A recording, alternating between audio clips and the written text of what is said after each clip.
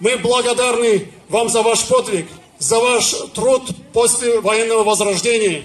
И благодарное молодое поколение желает вам крепкого здоровья, спокойной старости, благополучия и долгих-долгих лет жизни. Спасибо вам за то, что вы есть, за ваш труд и за то, что вы являетесь примером для подрастающего поколения. С праздником вас! Ура!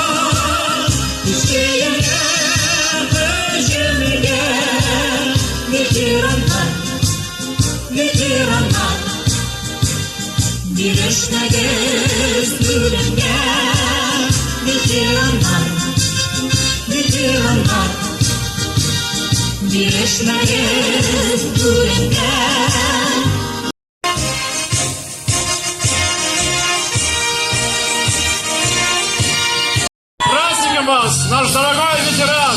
Ура!